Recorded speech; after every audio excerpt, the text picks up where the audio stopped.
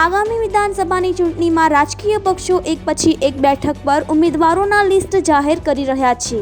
ત્યારે બનાસકાંઠાના સરહદી વિસ્તાર વાવ અને ધાનેરા બેઠક પર વિહોતર ગ્રુપ ઓફ ગુજરાતના અધ્યક્ષ જીવરાજ આલની ભાજપમાંથી ટિકિટની માંગણી કરતા સ્થાનિક લોકોનો બહોળો પ્રતિસાદ મળી રહ્યો છે અને જો તેમને ટિકિટ આપવામાં આવે તો ભારે બહુમત સાથે જીતે તેવી પૂરેપૂરી શક્યતાઓ દેખાઈ રહી છે।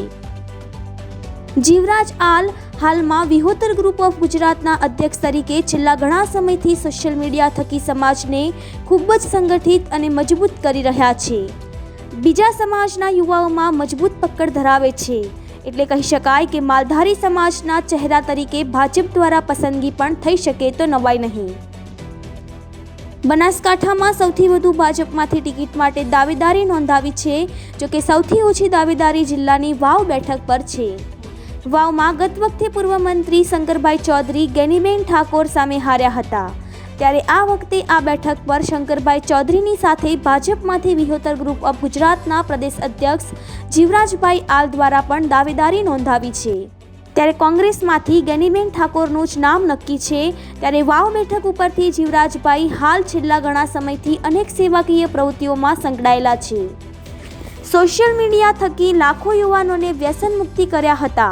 યુવાનોમાં લોકપ્રિય હોવાથી લોકોની માંગણીને ધ્યાનમાં રાખી તેમણે વાવ બેઠક પર દાવેદારી નોંધાવતા અન્ય સમાજમાંથી પણ ભારે આવકાર મળી રહ્યો છે। માલધારી સમાજ પણ સમાજના યુવા આગેવાન જીવરાજ આલને ટિકિટ મળે તો ચોક્કસ જીત મેળવી શકે તેવા સંકેત આપ્યા હતા। જીવરાજભાઈને હાલ ટિકિટ આપવામાં આવે તો તેઓ સ્પષ્ટ બહુમતી સાથે વિજેતા બની શકે તેવી પૂરેપૂરી શક્યતાઓ છે।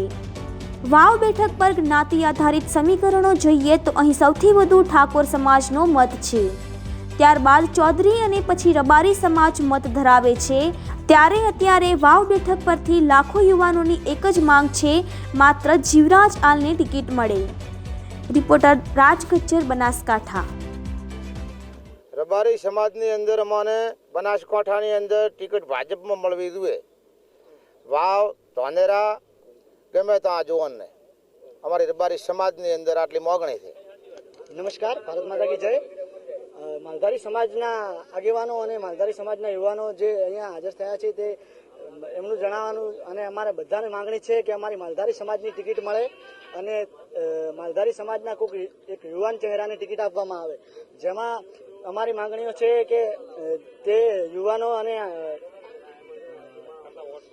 અમારા 70 થી 80,000 વોટ છે અને જેને અમે ભાજપને બહુમતીથી જીતાડીશું અને અમારા દ્વારા ભાજપને એટલી જ માંગણી છે કે અમારા યુવા નેતાને ટિકિટ આપવામાં આવે અને અમે CR પાટીલ સાહેબ તેમજ ઉચ્ચ અધિકારી સુધી માંગણી કરેલી છે કે અમારા માલધારી સમાજના યુવા નેતાને ટિકિટ આપવામાં આવે। ભારત માતા કી જય।